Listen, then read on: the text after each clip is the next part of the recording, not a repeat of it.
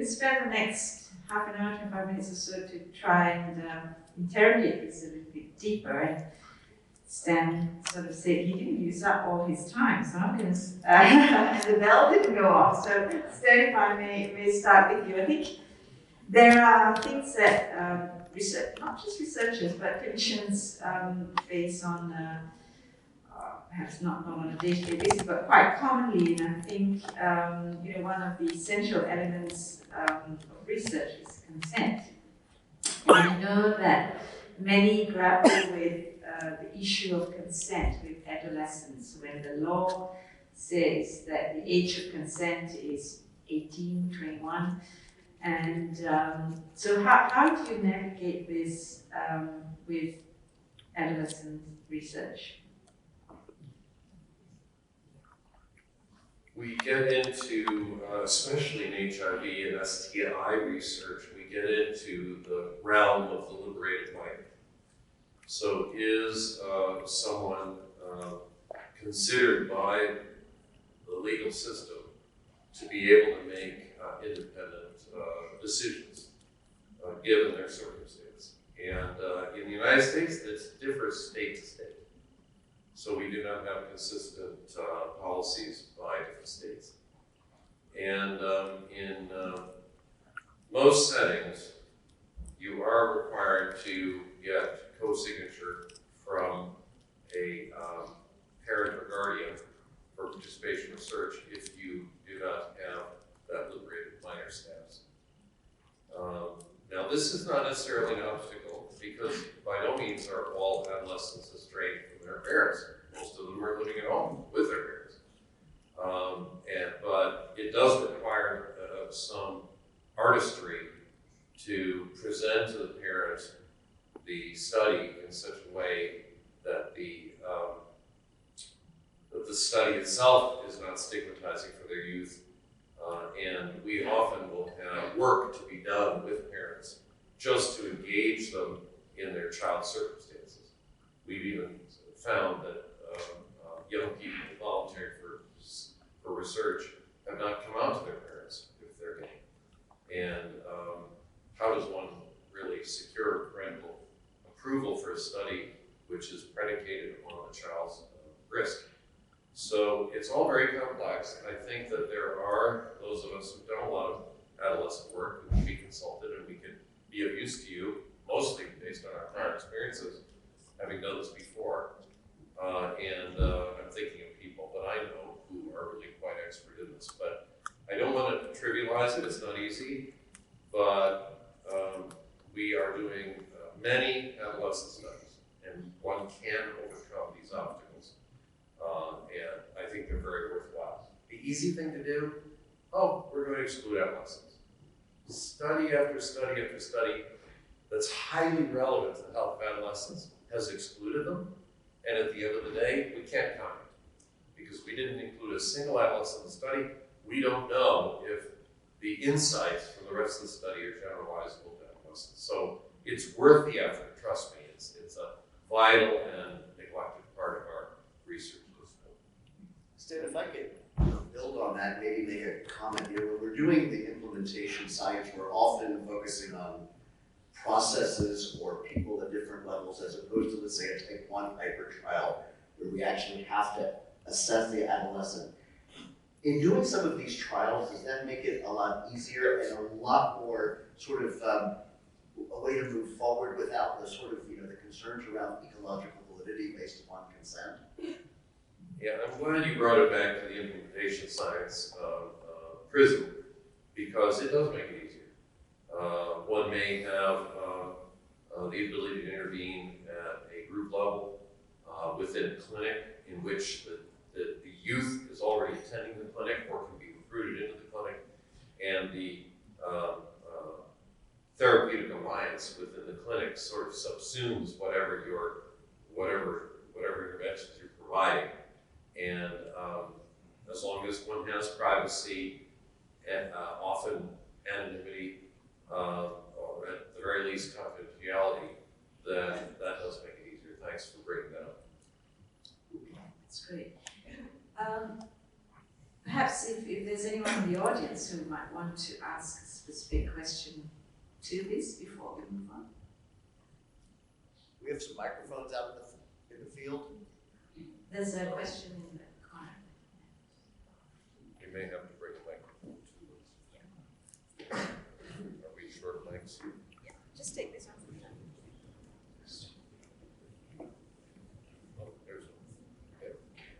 Oh, there's Assalamu alaikum. Good morning to everyone. Sorry I have to stand here. Again, thank you so much to all of the esteemed panels and of course our dear Prof. Adeeba today. So I just wanted to ask Dr. Verman. I do a lot of work with adolescents, especially on SRHR.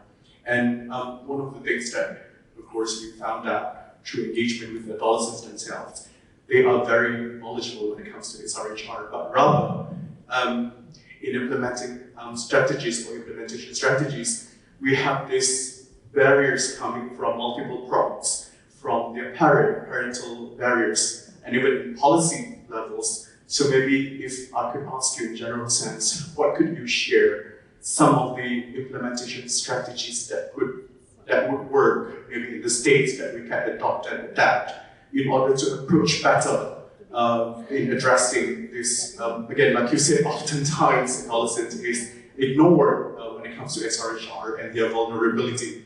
But we have to be honest here, they do have high-risk behaviors when it comes to all these things. So maybe you could share with us in a general sense what works when it comes to implementation strategies with all these barriers. Thank you.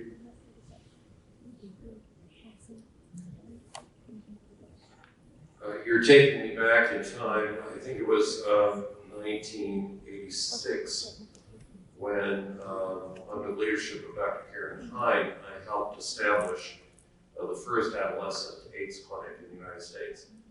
And we did this more or less out of desperation because the conventional HIV services were so user-unfriendly for adolescents. You had a 16-year-old thrust into a room with 30-year-olds. You had circumstances in which an adolescent just didn't feel comfortable. And setting up an adolescent-specific service, sadly, was cost-effective at that time because we had so many adolescents emerging with HIV infection. That clinic goes on to this day and has served as a model clinic for many other clinics scattered around the United States where they've come for lessons learned. So sometimes adolescent-specific services can be very helpful in overcoming some of these barriers. You don't always have that luxury in the sense that you may not have a critical mass of adolescents who are coming to you who are at risk of HIV or actually infected with HIV.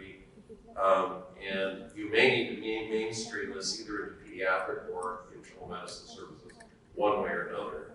Then you can have an adolescent day where there's a particular day within a clinic that is a preponderance of adolescents. You could create a little mini environment in which there can be a lot of support.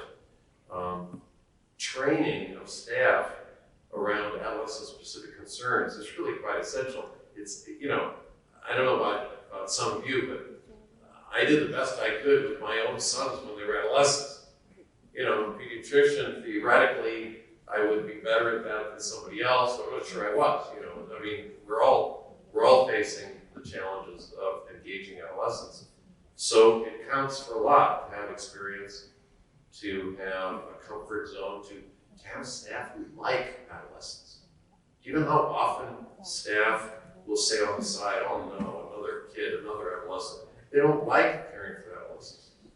They don't have empathy for the circumstances of adolescents. And it's incredibly important to have that kind of staff that's available to embrace adolescents spiritually, to really want very much to help them traverse this extremely complex time of life, and even more complex if you're gay, even more complex if you are at risk of STIs, even more complex if you're being sexually exploited, even more complex if you're being abused at home, etc.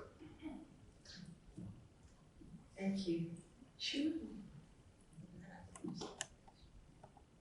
I just wanted to add to that and ask a question along these lines. So I know in the US, state by state, there's been some progress in changing legislation, changing the laws. And Connecticut is one of the states, Connecticut is where Yale is, that now allows adolescents to access PrEP services without parental consent. And that was a huge step forward. And it's not perfect. There's still a lot of challenges for adolescents to access services. They're frequently on the parents' insurance, and so how did that get hidden from the parents? Again, there's work to be done, but this is a huge step forward in making way for adolescents and implementing PrEP and making that more accessible. It's a state-by-state thing, I know, but there's a lot of movement in that area. I worked at, also I just want to mention, I've worked in South Africa for many years. There, the age of consent for testing, HIV testing, is 12. And that's because of the tremendous impact of HIV on the country, the tremendous high prevalence in the general population. 1 in 5 adults in the country is living with HIV. And as Stan mentioned earlier, huge burden among adolescents and young adults. Those are pragmatic, structural, legal interventions, but that can have a huge impact. These are programmatic and clinical care initiatives that are different from, I just want to draw a line between those kind of programmatic and clinical care initiatives and research. When you're doing a research study, there are different considerations, and that 18-year-old threshold is still very much in play. But just to keep that in mind, that from a programmatic standpoint, there can be a lot of conversations and access pushing for implementation. Yeah, thanks for highlighting that, Sheila. I think that's important. I know here in Malaysia that the PrEP rollout to much needed adolescents face all those challenges. Rosa, you? Yes, I have a question. I'm Rosa from UM. So, about reproduction disease, I involved also research in adolescent. So, in Malaysia, when we want to conduct research on adolescent, usually we approach school because adolescents is the easiest access to reach them. So, when we conduct research probably 10 years ago, I think there was no problem in accessing them. But now, what I see that when there's many ethics committee at different level, so even though we get approval from maybe UN ethics committee, the Ministry of Health, we still need to get approval from the Ministry of Education before we conduct the research. The issue is when we approach them, there are many things that restrict. Things like you cannot ask about sexual issue, you cannot ask about the suicide, you cannot ask about alcohol, drink. So all these actually important risks that we need to assess for the benefit of the adolescent. So in terms of the ethics and rights perspective, what do you think or comment on this issue? Are we actually doing justice or right to our adolescent, or is actually the opposite way because we can't really study them and we can't really protecting them by doing that? Your points are so very important. Ultimately, when we are doing our best to educate policymakers, we need the argument that we're doing something that will help adolescents, that will help school children, that will help children who are out of school, and that should be the organizing framework for the presentation to the policymaker. And when we're talking about something like STI, HIV risk, we may, in a clinical audience, and an audience of epidemiologists and psychologists, and physicians, et cetera, nurses, this is obvious. It comes from our clinical experience. We know that youth are at risk. But imagine that you are an educator living perhaps in a bit of a bubble, and perhaps you have some religious orientation that that sort of interferes with your objectivity. And I don't mean that in any insulting way, but just as someone who makes assumptions that children can't possibly be at risk for STIs, for example. And so you're coming into a different social and psychological construct in that individual or on that committee. So there will be an educational element involved. And don't underestimate your ability to influence based on your medical background, your health background, because you will be listened to. And time and time again, I've confronted this, even with an IRB that's nested within an academic environment. And Rick knows exactly what I'm talking about. He's confronted this in his. So there's an educational element. And we owe it to the adolescents to take that extra step. It dovetails into what Sheila was highlighting a moment ago about the importance of policy and legal guidelines, because sometimes if you can influence this through policy or legal guidelines, you preempt a single individual saying no, because in fact it is the guideline that an adolescent can secure HIV testing without parental consent. Or can secure PrEP without parental consent. If one can influence it at that level, that's also helpful when one's negotiating, say, with the Ministry of Health, the Ministry of Education, the Ministry of Corrections, prisons, whatever it might be. I'll just add to that. You know, IRBs oftentimes need to be educated, right?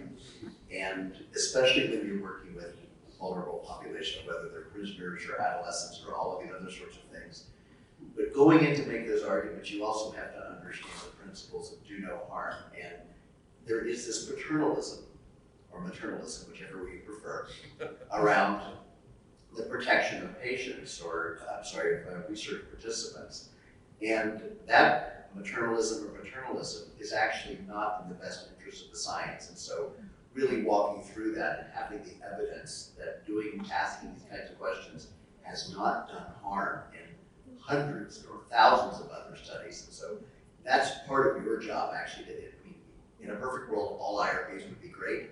All IRBs are not great. There's a bell curve of them. So take advantage of your expertise and do that education and offer to meet with them and say, let me walk you through this or whatever you might need. This is what I understand, in a respectful way, of course. Yes, thank you. I think that's another gap that we here in Among Center need to actually close so that we can approach that community. Thank you. Thanks for the great question. I would just, you're talking about accessing students who are within the realm of the Ministry of Education and schools, yes. I would, and I completely support what Sten and Rick said. I would challenge you also, though, to think about other ways to access that population other than with the school system. Right? I mean, there's different ways to still study that population without going through the formal infrastructure of educational structures. Okay, great. One of the area of attention that we often come across in work that we do with key populations is, in terms of research, is incentives versus inducement. Compensation for participating in research. I just want to hear your thoughts, all four of you, in terms of where do you draw the line? What the ethics of this? Make Roman do it first. Yeah, thank you. And we've actually been going through that a lot lately, especially So we can share with everyone. I mean, and things seem to have evolved over time, where a few years ago we were able to, let's say, offer lottery when people participate in the surveys and those activities, but now that's not allowed. So it's just making sure that understanding and also educating IIB members. And I've done that with Yale IIB, UConn IIB at the prison, and also UNIIB. So making sure that they know, of course, do no harm, but at the same time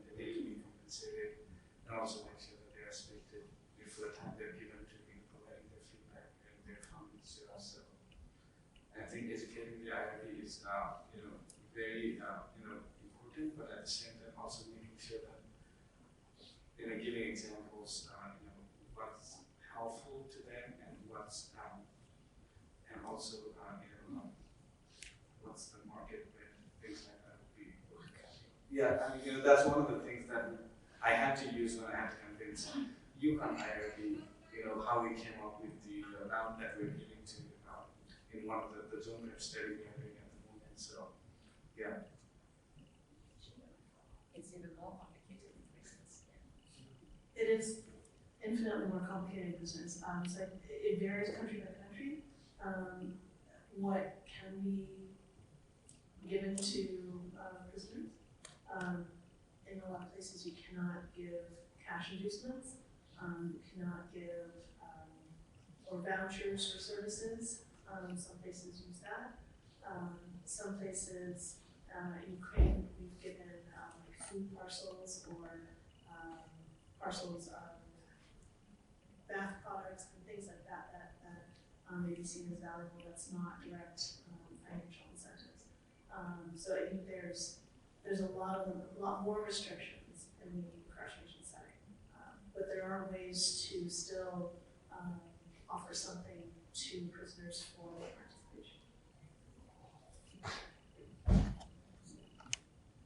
So once again, this is an issue of really educating your IRB and meeting with them. And the principle that I often use is I do a couple things. If I'm doing some of the education, respect for person, and that is respecting the fact that their time is worth something.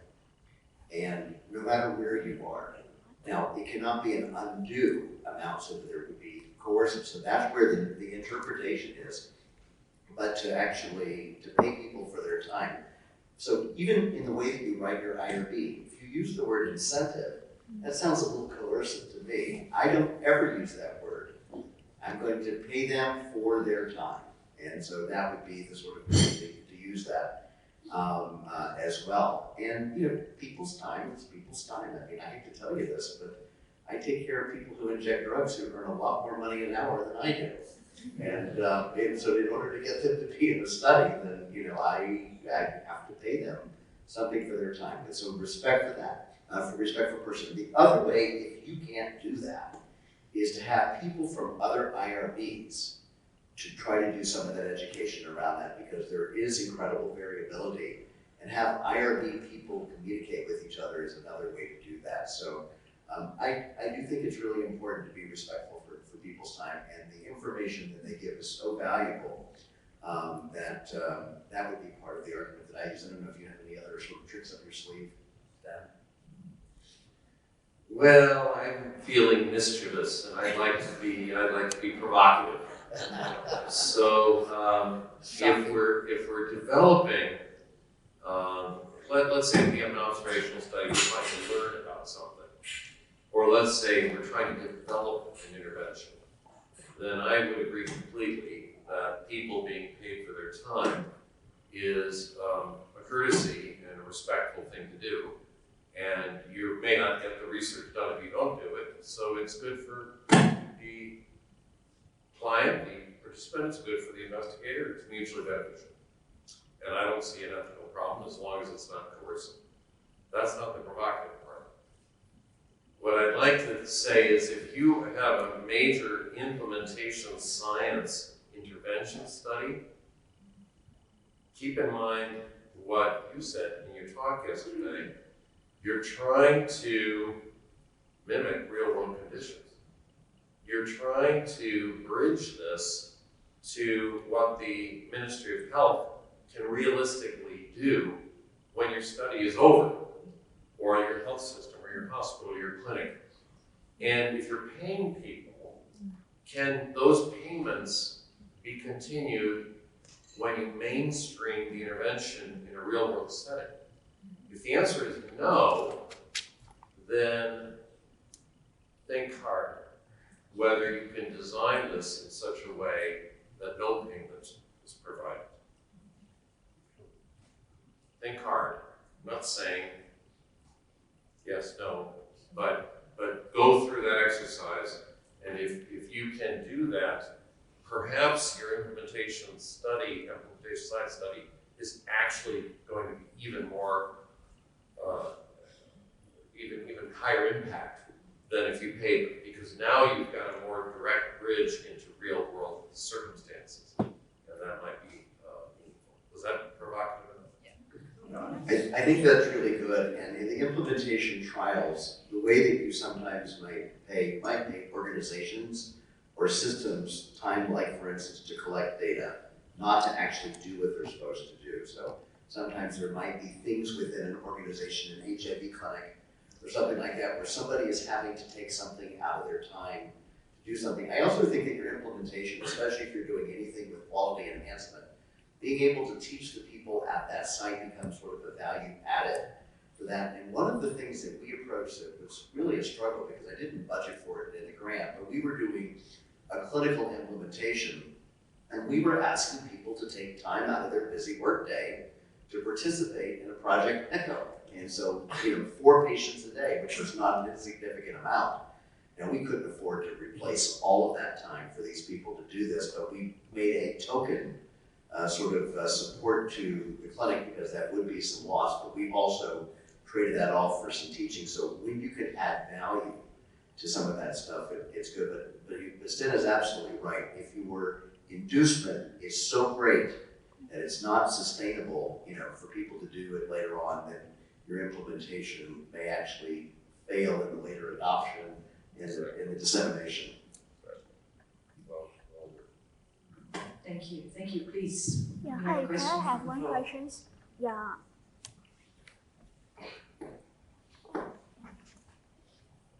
Okay, thank you very much for the sharing for the research. I'm Joe and I'm from Cambridge, so I have been working in clinical setting career before this, and I used to treat the prisoner with TB and HIV, and there's a lot of resistance in there, and also a lot of treatment stopped because of they need to transfer the prison and also the duration of incarcerations. So I believe the research you are facing a lot of challenges, and it's a very great work that you are doing.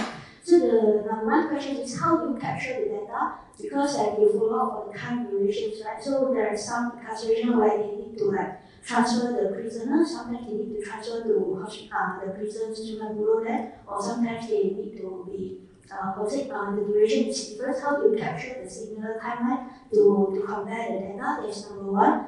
And then for number two, the ethic challenges, is there a major ethic challenges if let's say you conduct a research study, not only in HIV, but I believe that HIV, they do have a lot of other diseases like diabetes, obesity, or other things that we can take the opportunity to screen together, so we will go concomitantly the standard of care for everyone. So what kind of ethic challenges that you face the most, and how do you mind to share? Yeah, thank you very much.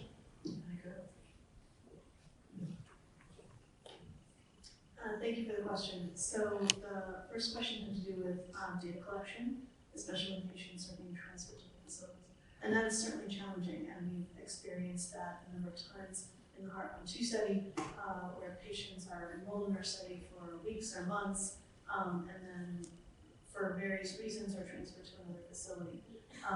We've had limited success, although attempted multiple times, to continue to follow that patient at the other facility, with working with colleagues at the other facilities to get their data, have them continue treatment. Although I will say that has experienced limited success with that approach. As much as we tried to follow those patients and find out what's happening with them or have them continue treatment, we're not able to oftentimes get that information. And so basically, their time in the study is truncated at the time of transfer. Not ideal, but that's the limitations. Another thing probably I can share, sorry. Yeah, and I would like to share is I very much agree with Prof. Stan's idea that we need to implement the research to the practical, where after the research stops off, we can implement these things to continue the service. So I understand it's in prison in Malaysia, so they do have the doctors in there, but they only have one MO. So means they don't have any, the facilities is not enough. They have no pharmacy there, and then they don't have a proper structured healthcare team in the prison. So most of the time it's like we primary care need to support them, but it's mainly it's a manpower thing, and the other thing is the budget because of the drugs issue that the allocation of the cost of the drugs that need to supply whether how the budget goes and also the manpower. So I believe these have to be very strengthened so that this thing can be maintained for long time durations. Yeah, if I may sort of put that in the Malaysian context, you're absolutely right, Joe. You're describing exactly what we've been facing for the last 10 to 15 years. And, on the one hand, we're trying to provide, through research and our presence there, treatment for HIV, for TB, for substance use, etc., etc. But you're absolutely right. Even primary care is missing. And we all grapple when we go in there with the ethics and the rights of it all. But I think we are starting to see some changes happening. What you've described is really at the uppermost structural level of impediments, because what's happening is that prison health is in a no man's land.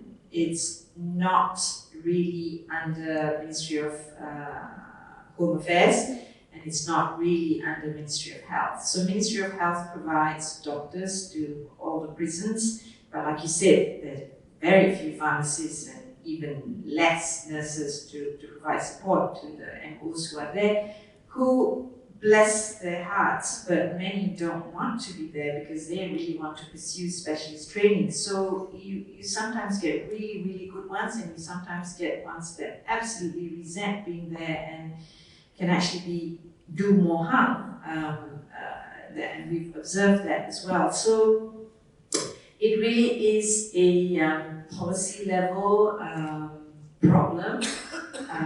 So because it's in a no man's land, Ministry of Health says, well, we've sent you doctors, what more do you want? And then the prisons department say, well, health is not our expertise. But what's happening right now is that the Malaysian Prisons Department is undergoing sort of transformation process with prison reform and trying to turn the Malaysian prisons more into a rehabilitative than a punitive place.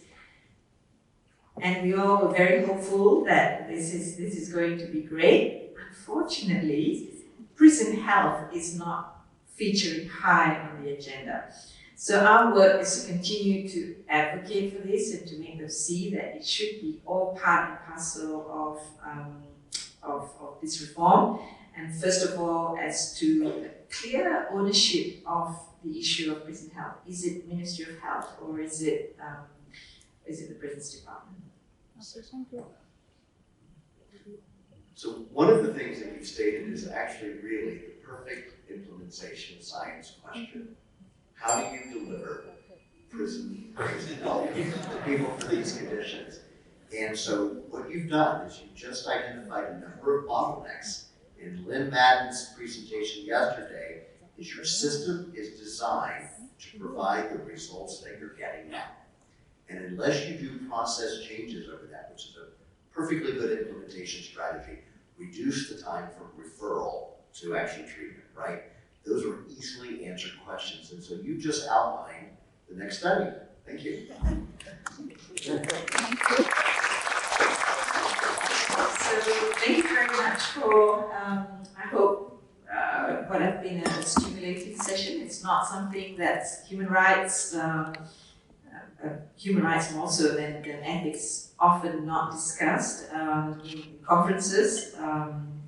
So hopefully we've provide you with some food for thought as you plan your next research, to always think about the human rights and ethics angle. Ethics, I know all of you think about, but perhaps the human rights angle may be glossed over, and hope that this morning we've provided you with some basic principles and ideas on how to do implementation research with a rights-based and ethics-based angle. Oh, we've got a hand up there. Jeremy.